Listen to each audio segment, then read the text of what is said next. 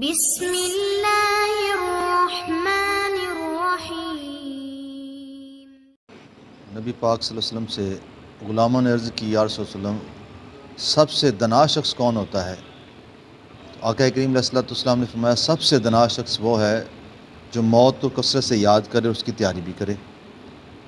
تو آئیے آپ کو آج دنا لوگوں کی ایک نشانی بھی اور ایک علامت بھی دکھاتے بھی ہیں اور بتاتے بھی ہیں اور سمجھاتے بھی ہیں کہ دنائی کہتے کسے ہیں۔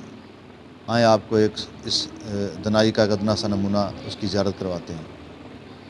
بسم اللہ الرحمن الرحیم، والصلاة والسلام علی رسول الکریم۔ کل قبلہ سرکار پیر و مرشد حضرت سید افضال حسین شاہ صاحب محمدی صفی برکات معالیہ کے آستانہ پر حاضری نصیب ہوئی، تو وہاں دیکھا ہم نے ماشاءاللہ ایک عالی شان مسجد جو ہے اس کی تعمیر ہے، شروع ہے۔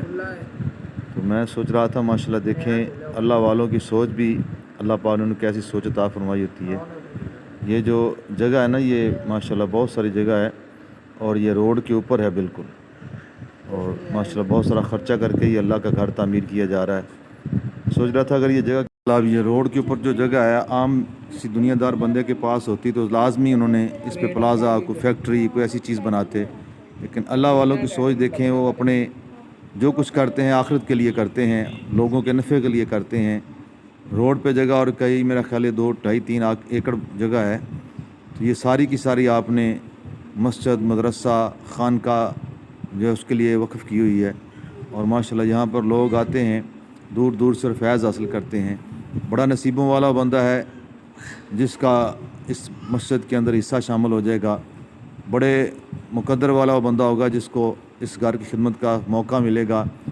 یہ تا قیامت یہاں پر نمازیں پڑھی جائیں گی، ذکر اذکار ہوگا، اللہ کے ولی اس مسجد میں بار بار آئیں گے۔ تو اللہ تعالیٰ نے یہ اللہ والوں کو ایک ایسی شان عطا